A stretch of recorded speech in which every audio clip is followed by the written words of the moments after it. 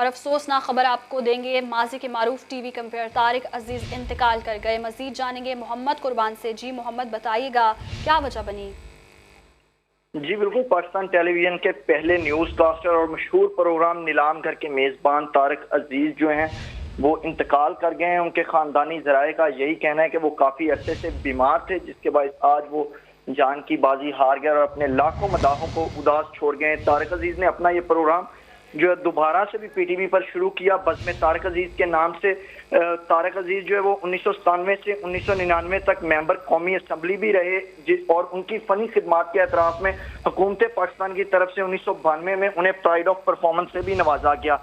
उन्होंने अपने पसमंदगान में एक बेटा छोड़ा है, जबकि उनके जो खानदानी ज़रा है उनका यही कहना है कि अभी तक उनकी तदफीन के हवाले से कोई फैसला नहीं किया गया, ना अभी तक उनके जनाजे का जो वक्त मुकर्रर किया गया कि किस वक्त उनका जनाजा पढ़ाया जाएगा। जी, अभी तक जनाजे का वक्त मुकर्रर नहीं किया गया, तो अफसोसनाक खबर है। तारिक अजीज़ मारूफ टीवी एंकर जो हैं वो इंतकाल कर गए हैं। तारिक अजीज़ ने कई फिल्मों में अदाकारी भी की है। तारिक अजीज़ रुकने कौमी असम्बली भी रहे हैं और तारिक अजीज़ ने पीटीवी के नीलाम घर से शोहरत पाई थी और अब जो है वो इंतकाल कर गए हैं। तो अफसोसनाक खबर सामने आ रही है। माजी के मारूफ टीवी कंपेयर तारिक अजीज़ इंतकाल कर गए हैं। माजी के मारूफ टीवी कंपेयर जो हैं वो अब इस वक्त इंतकाल कर गए और तारिक अजीज़ ने पीटीवी के नीलाम घर से शोहरत पाई। तारिक अजीज़ ने कई फिल्मों में अदाकारी भी की और तारिक अजीज़ रुकने कौमी असम्बली भी रहे।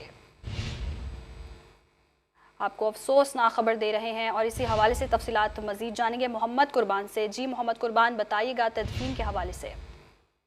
जी, तदफीन के हवाले से उनके खानदानी ज़राए का यही कहना है कि अभी जो थोड़ी देर पहले उनका इंतकाल हुआ है और वो अपने मदाहों को उदास छोड़ गए हैं। उनकी तदफीन के हवाले से अभी तक ताहाल कोई फैसला नहीं किया गया, ना वक्त मुकर्रर किया गया।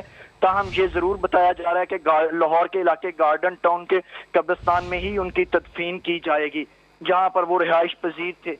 और अभी जो है वो थोड़ी देर पहले ये खबर आई है कि इंतकाल कर गए हैं। उनके खानदानी ज़राए से हमारी बात हुई तो उन्होंने भी इस खबर की कंफर्मेशन की है, तस्दीक कर दी है। ताहम अभी तक उनकी तदफीन के हवाले से किसी किस्म का कोई फैसला नहीं किया गया। 24 हल्कों से भी लोगों की आमद का थोड़ी ही देर में जो सिलसिला शुरू हो जाएगा।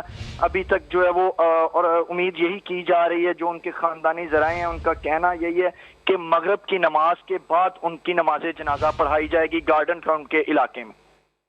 मगरिब के बाद उनकी नमाज जनाजा अदा की जाएगी। मोहम्मद कुर्बान हमारे साथ ही मौजूद रहेगा।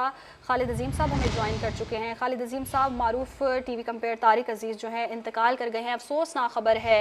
उनकी जितनी भी खिदमात थी उस पर अगर नज़र डालें तो फिल्मों में अदाकारी भी की और रुकने कौमी असम्बली भी रहे। जो बुनियादी तौर पे वो एक ऐसी शख्सियत थे कि जिनके अंदर एक इनकलाबी बसा हुआ था। उनके वालिद जो हैं वो पाकिस्तान के एक सरगर्म कारकुन थे और उनके नाम के साथ ही पाकिस्तानी का लफ्ज था। अब्दुल अजीज पाकिस्तानी उनके वालिद मोहतरम का नाम था और उसी से शायद आगे उन्होंने इसको जो है मुयस्सर में पाया था। वो शुरू से बड़े मुतहर्रिक रहे हैं सियासी मैदान में भी, लेकिन इसके साथ साथ शोबिस के साथ उनका ये एजाज है कि वो के जो पहले अनाउंसर्स थे, मर्द अनाउंसर, खातून अनाउंसर जो है वो कमल नसीर थी और जबकि मर्द अनाउंसर के तौर पे तारिक अजीज थे। तो ये उनका एक एजाज है जिसका कोई जो है वो उन्हें बदल नहीं हो सकता, कोई और उनकी जगह नहीं दे सकता। इसके साथ साथ ये है कि उन्होंने फिल्मों में अदाकारी भी की है, जबकि उनको बहुत नुमाया अदाकार तो नहीं थे, लेकिन बहरहाल उस जमाने में वो अच्छे कैरेक्टर्स है वो उनको दिए गए। लेकिन असल चीज ये है कि वो शुरू से बड़े मुतहर्रिक थे। पता रहे कि वो सियासत में खासा अपना रोल प्ले करते रहे। इब्तदाई जिंदगी उनकी जो है वो उन्होंने जो है वो पाकिस्तान पीपल्स पार्टी के साथ वाबस्तगी में गुजारी, लेकिन बाद में वो एक PFLN की तरफ से जो है वो 1997 एक ऐसा खला है कि वो नहीं हो सकता। खालिद अजीम साहब, पीटीवी की जो पहली नशरियात थी उसके मेजबान है ये, क्या ये सही बात है? जी, मैंने ये आपको शुरू में अर्ज किया कि जो प्लेयर उस वक्त अपील हुआ था उसमें कमल नसीर जो है वो खातून थी और तारिक अजीज मर्द अनाउंसर के तौर पे जो है वो उसमें आए थे। उस वक्त अनाउंसमेंट बाकायदा हुआ करती थी हर प्रोग्राम की और उसके जो तरीक़ाकार था वो आज की नस्बत बहुत सा मुख्तलिफ था, और प्रोग्राम ऑटोमेशन में नहीं होते थे बल्कि अनाउंस किया जाता था। तो पहले अनाउंसर के तौर पे तारिक अजीज और कमल नसीब जो है वो थी, ये तो शोबिज़ में उनका हिस्सा था, लेकिन जैसे मैं बता रहा था कि पॉलिटिक्स में, और उसके साथ साथ वो जो है वो उर्दू और पंजाबी के शायर भी थे, और हमजाद का तुक उनका जो है वो शायरी का, पंजाबी शायरी का मजमूआ था जो मंजर आम पे आया। और इसके साथ साथ उन्होंने फिर उसके बाद अपने आप को समो दिया एक टीवी शो के साथ, और उनका जो नीलाम घर है वो सबसे ज्यादा एपिसोड्स वाला प्रोग्राम पाकिस्तान टेलीविजन का था। ये प्रोग्राम बुनियादी तौर पे जो है वो शीशे का घर नामी प्रोग्राम था, क्रैशपुर उसके मेजबान हुआ करते थे। बाद में इसको उन्होंने नीलाम घर का नाम दिया तारिक अजीज ने, और फिर कुछ अर्से बाद उसका नाम तब्दील करके तारिक अजीज शो, और वो गालिबन खासा अर्सा पहले तक वो जारी रहा। लेकिन अब जब वो प्रोग्राम में आते थे तो उनके जिस्म पे और उनकी आवाज़ में बुढ़ापे का तासुर जो है वो अपनी जगह पर मौजूद था। तारिक अजीज की कैंगरज जो है बतौर अनाउंसर या बतौर मेज़बान, वो गालिबन वो पहले ऐसे प्रोग्राम के होस्ट थे कि जिनकी आवाज़ जो है वो उसमें एक गरज पाई जाती थी, आवाज में गरज पाई जाती थी। खालिद अजीज साहब साथ ही मौजूद रहेगा। अदनान आदिल साहब हमें ज्वाइन कर चुके हैं। अदनान आदिल साहब, देखती आंखों सुनते कानों, उनका ये जुमला बहुत मशहूर हुआ, और ऐसी शख्सियत है जिनको सब जानते हैं, सभी वाकिफ हैं, काफ़ी खिदमात उनकी रही जो भुलाई नहीं जा सकती, ऐसा खला जो कभी पुर नहीं हो सकता। जी बिल्कुल, बहुत ही तारीख साज शख्सियत हैं शोबिज़ की, और जो मालूमाती प्रोग्राम टेलीविज़न पे नशर होते हैं उनके आप समझिए कि बानी हैं। उनसे पहले भी प्रोग्राम होते थे, लेकिन जितनी शोहरत उनको मिली और जितनी पजीराई अवाम में उनको मिली शायद ही किसी को मिली हो। अब जितने भी शोज इस किस्म के हो रहे हैं जिसमें लोगों से मालूमात पे मबनी सवालात पूछे जाते हैं, फिर उन्हें इनाम दिया जाता है, उसके असल बानी मुबानी जो हैं वो तारिक अजीज ही समझे जाएंगे।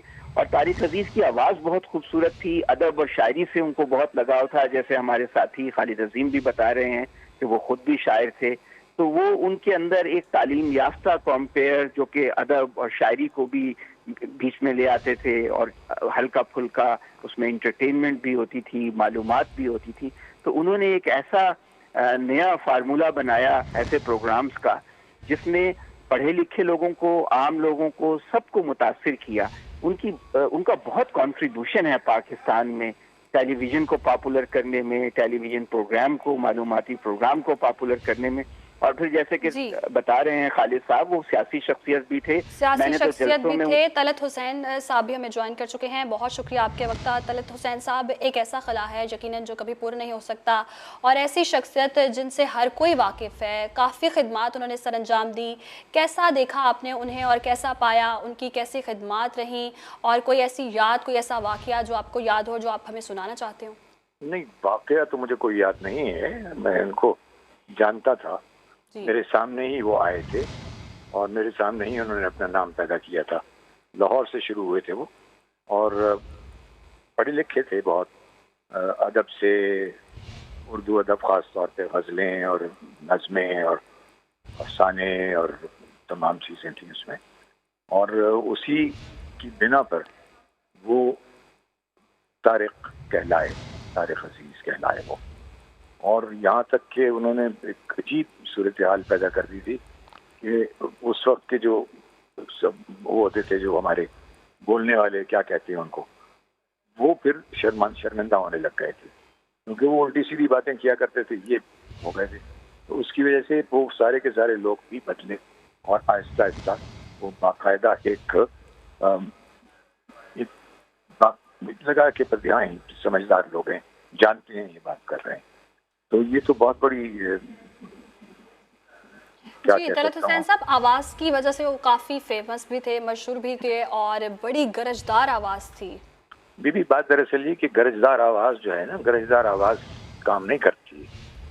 आवाज़ ये बोलने में गरजदार आवाज़ें तो बहुत सी हैं जी। गरजदार आवाज़ें अगर तो ये काम करने लग जाएं और तो वो सारे के सारे तारीख बन जाएंगे ना, ऐसे नहीं होता है। वो उसको इस्तेमाल करना होता है कि इस्तेमाल कैसे करना है। सही। हाँ, ठीक। मुस्तनसर हुसैन तारड़ साहब भी हमें ज्वाइन कर चुके हैं। एक अफसोसनाक खबर जो आज सामने आई है, मारूफ टीवी कंपेनर तारिक अजीज़ इंतकाल कर गए। एक अफसोसनाक खबर है, कैसे देखते हैं उनकी खिदमत, कैसा पाया आपने उनकी शख्सियत को? आप मुझसे मुखातिब हैं? जी जी, आपसे। एक्चुअली मुझे तो अभी यकीन नहीं आ रहा, होपिंग के ये जिस तरह आजकल अफवाहें उड़ती हैं उसी तरह की कोई हो। तो आपने कंफर्म किया है इस चीज को? जी जी, ये कंफर्म न्यूज़ है जो आप तक पहुंचा रहे हैं। इन्ना लिल्लाहि व इन्ना इलैहि राजिऊन। तारिक के बारे में हमने क्या कहना है, मतलब है कि अगर अशफाक साहब सबसे बड़े प्ले राइट थे और कबीर खान सबसे बड़े एक्टर थे, तो तारिक अजीज सबसे बड़े परफॉर्मर थे पीटीवी के। और उनकी तो एक्टर भी थे, फिल्मों में भी काम किया, लेकिन एज ए कॉम्पेयर अनपैरेलल जो उनका स्टाइल था। मेरे साथ अभी एक हफ्ता पहले उससे बात हुई है, तो मुझे लगा कि थोड़ी सी ज़हन उसका भटका हुआ है। तो मैंने कहा कि मैं आ नहीं सकता, मैं आता, लेकिन अदरवाइज ही वाज ऑलराइट। अब पता नहीं क्या मसला हुआ है एकदम। और हमारी जाहिर है कि 30, 40, 50 बरस हो गए हैं तो दोस्ती को। और वो मेरे फैमिली फंक्शंस में भी शरीक होते रहे। अल्लाह ताला उनकी अहलिया जो बहुत ही नेक दिन और खुदातश खातून है, डॉक्टर हैं, उनको सब्र की तौफीक दे। बल्कि एक अजीब इत्तेफाक ये हुआ था कि 91 था शायद, तो पीटीवी की तारीख में जो पहले प्राइड ऑफ परफॉर्मेंस कंपेयरिंग के ऊपर दिए गए, वो मुझे और तारिक अजीज को एक ही साल दिए गए। और अब बहुत सारे सिलसिले हैं, पूरी किताबें हैं, पूरी जिंदगी है।